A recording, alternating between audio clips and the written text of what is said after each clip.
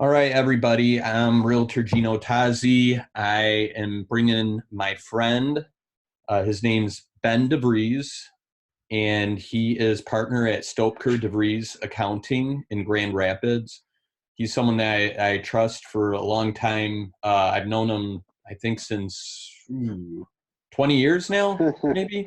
Yeah, it's got to Yeah. be at least 20 years. Yeah. Yeah, so we went to college together and stayed in touch, been friends since. And Ben's been doing my taxes. He started this company or partnered up with Stoepker back in, I don't know, why don't you go on and you can explain?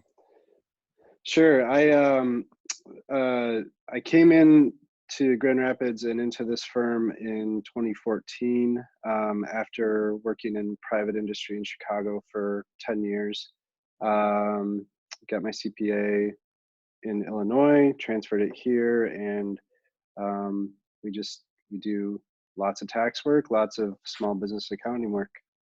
Awesome. So yeah. So right now, I know that your head's been spinning. A lot of businesses that are your clients are now applying for the Paycheck Protection Program.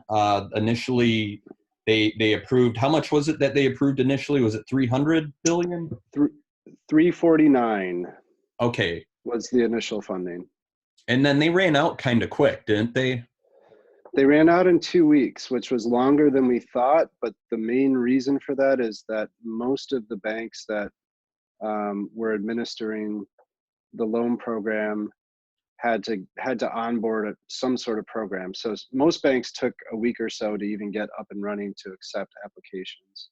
Oh wow. Um, so yeah, they ran out after just under 2 weeks. So, in order to avoid that kind of hiccup, because it sounds like, and I've talked to some other people that said that some of the banks that they used were not prepared for something like this. I'm going to shut the window just because it's kind of bright on the side. But from what I hear, some of the banks were not really prepared for something like this, and that they had SBA departments that were maybe underutilized. And so when the SBA, these loans hit, these departments were just slammed and they had a very hard time processing. Do you recommend maybe going to like finding another bank that has a more robust program for that and like applying through them? Well, it's tough. Most banks that we dealt with for our small business clients would not accept applications from non-deposit customers. Chase, Bank of America, the bigger banks, they required that you had at least a bank of account or some sort of existing relationship with them as of February 15th in Oh, order for them to process your loan. Um, so we had a couple clients that moved their business relationship right before this program opened up, and they actually fared pretty well. We had other clients whose banks completely dropped the ball, and I am positive that they will be finding a new bank after this is all said and done. Because, yeah, there are a lot of clients that missed out because their bank was not ready for it. So yeah. No, and that's unfortunate. Obviously, banks can't predict the future, and so a lot of them make very little money in that field. So they try to focus on the activities that garner them the most clients, like getting people start checking accounts and things like that, and then selling them other things so that the bank has a stable clientele. Um, right, right. One of the things that I read about recently, I read an article yesterday. I thought it was very interesting how some of those that are unemployed are actually pressuring the employers that are qualified for the PPP. They're pushing the employer to keep them unemployed so that they can qualify for the unemployment benefits. And the way we're looking at it is that along with the $600 promised from on a weekly basis from the federal government, we're going to have a range between, if you're really low income single person, you're going to be getting paid in around low 100. If you have a family with kids and everything, you will max out the limit. Obviously, that depends on your income. I believe the limit around here is around 375, 380. So all that taken together, you could, if you qualify, get nearly $1,000 a week in unemployment. And I know that for some people, that would be significantly more than what they would make it at the position that they're at, especially like in maybe a service industry type, or the story I read was, it was about a woman that owned a couple beauty shops, spas, and Yeah, people that work for her were upset because of this situation where they know like they can make more money. And I know that that probably affects every employer unequally. Some people will make more money at their job, and unemployment's not going to cover it, you know. But there's other right, people that make less, maybe 30,000, 40,000, but if they qualify for making 1,000 a week, then they're really making more along the lines of 52,000 a year. So right, right. Yeah, we've had a lot of conversations with business clients about that. We do a accounting for a fair number of restaurants, nail salons, that kind of stuff, and their employees generally will get a higher paycheck than they would if the employer started paying them again. They'll get a higher amount of money from unemployment, and it's a tricky situation. There are some uh, there are some fixes, quote unquote fixes, in the PPP loan forgiveness guidelines that allow you to um, you can potentially you could forego hiring those people back for a certain amount of time, but by June 30th you'd have to have them back up on board and at their full pay, and you'd also have to still use that money for payroll if you want it to be forgiven. So yeah, um, it's been there's been a lot of different situations. Out of our 150 business clients that we have, so far we have about 15 or 20 that have actually gotten the money or gotten an actual approval, and we're expecting a whole bunch more will in this second round of funding. um, but our general thought is that if you have not applied yet, the chances are very slim that you'll get anything. yeah. No, I know that there's a ton of people, ton of businesses that applied for the initial funding round, and then those applications got pushed back to this new round. I would I would expect that there were enough applications in the first round that it would probably that would be more than enough even for the second round, because the number of businesses, the number of people they employ, while it's a lot of money, it's still probably a drop in the bucket to everything that they do. So Right. So it's the statistics that we saw. The first round of funding, they gave out about 1.6 million loans. There are 35 million small businesses in the U.S. So you're talking about 3-4% of small businesses actually got loans in the first round. So, um, but yeah, it is a it is going to be difficult for a lot of business owners to figure out how they're going to use this um, to get their employees back on payroll. The main intent of this program is to replace that extra $600 of unemployment with payroll. um, yeah, so there are going to be businesses that struggle with it. I'm sure there will be businesses that either pay the money right back or use the money for something else and get a 1% loan for 2 years. That's not a bad option either. yeah, We've had some clients that we've advised to not use it for payroll. You got other debt out there at 10% or 5%. Pay it off with this, and you've got a 2-year loan at 1%. So um, there's a lot of different options with it. well, it sounds like it's keeping you very busy, and along with the extension of the tax returns, is that something that you've noticed where a lot of people, like people that typically don't extend, were they extending this time around this year?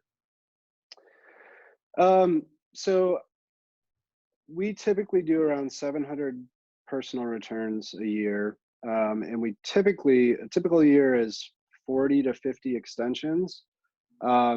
As of April 15th of this year, um, we had about we have about 150 clients that we prepared last year that have not come back to us yet this year. It's mainly because of the stay-at-home order. We have a very loyal customer base as far as tax goes. We don't have a lot of turnover and don't see a lot of people come and go year to year. So Yep. I would Here. imagine that, yeah, I would imagine that a lot of those people will eventually get us their tax information to prepare their return.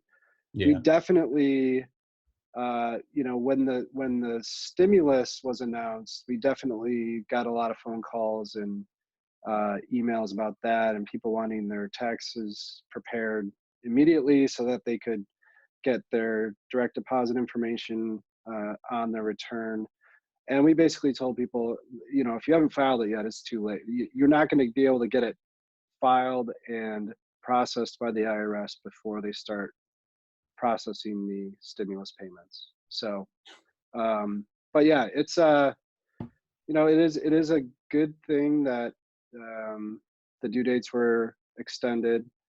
Michigan did take a lot longer than other states to extend theirs, and Hmm. there's still some flukes in Michigan's quarterly estimated payments, but generally we're all shooting for July 15th at this point. I'm glad I did my taxes. I am too. It's Yeah. my partner and I have talked about the fact that this whole PPP loan program is going to do wonders for payroll compliance and stuff like that. We've got you run into clients that they're just not doing things correctly as far as payroll goes on their end, or businesses that are always showing a loss, or independent contractors that are always showing a loss on their Schedule C, and they're not getting any unemployment or any PPP money because they don't show that they make any money. Yeah, So that's a problem. I know I have an agent that I'm helping out. He's a new agent, mentoring him, and he's in that situation where he didn't have any income last year because of real estate, and he quit his previous job before to get into real estate. But you won't get unemployment for that. You quit, and you're not going back. So he's right, in that right, situation. But thankfully, his wife is working and collecting income. So yeah, no. yeah, Other than that, I mean, obviously some major changes. They're not, a death blow by any means. These things are going to actually help people out. And as oh far as yeah, real estate, a lot of people, I'm going to just point out that, right now our situation versus the last recession is completely different. Last recession was led by real estate. Real estate pushed the economy into a recession. It was a lot of it had to do with people not having enough equity in the homes, buying homes with zero down, also being qualified for mortgages with no income and things like that. Those things don't happen anymore. And actually, right, all the lenders had really increased their guidelines during the onset of the pandemic in the United States because they are trying to mitigate their risk so that that doesn't happen in 2020 or 21 with what happened in 2008 and 2009. So I think that the market will be a little slower than it has been in the last few years. But if we're allowed to do in-person showings and we do things smart, social distance, wear face masks, whatever is necessary, wear PPE, I think we'll be able to get people, see homes, and people are very interested. Just that people are more reticent in putting in an offer on a home they have not seen, especially someone that's like a first-time buyer, someone that doesn't have to move immediately. The people right, that really do have to buy right now and close right now are either they got to move, they have no choice, housing insecurity, something like that, or they're investors and they're like trying to get a deal right now while there's panic because that old motto, like what Warren Buffett said, when everyone's afraid is the best time to get greedy. And I can see that with people in real estate right now. That's basically what my closing was about today. It was I was selling it for the bank, and an investor came in and bought it. Yep. So, Yeah. all right. Well, I guess, the draft tonight, have you paid any Yeah. attention to any of these, or You know, maybe? I've heard the Chase Young stuff. I have not heard much today, so I'm not sure where the Lions are going to end up. But Yeah. it's it'll be interesting to see how they conduct a draft without people in the same room. So. Yeah. Yeah. No, I think that's a good point. There's not going to be all that heckling when Lions make that pick, Yeah, exactly. Although So, I heard they're gonna like stream that in though. oh, maybe how? Oh, you I mean don't like know. at a laugh machine, like one of those things? Something like that, yeah, where Yeah. people can somehow get involved and they can boo and I'm do gonna whatever they tweet. want. I'm gonna tweet to Yeah, them or something, or shoot them a text message when they do that. yeah. Well, it was a pleasure seeing you. We'll have to get you in for a happy hour. I actually met up with the Van Dalsons last week, so we'll Nice. love to have you guys. Yeah, we'd love to do it. And then Just when let us things know. get back to normal, it might take a few months, but hopefully, we have the ability to travel where we want to, and we'd love to go and visit you guys in Grand Rapids, and so. We would love to have you. Yeah. Yeah. I can't wait. I can't wait until restaurants and bars and breweries are back open again. So That would in be some awesome. capacity. Yeah. But All right. Well, you take care, okay? Stay safe, you stay too, healthy. Gino. All Yep, right. you too. All right. Pleasure. Bye, guys. Thanks. Bye.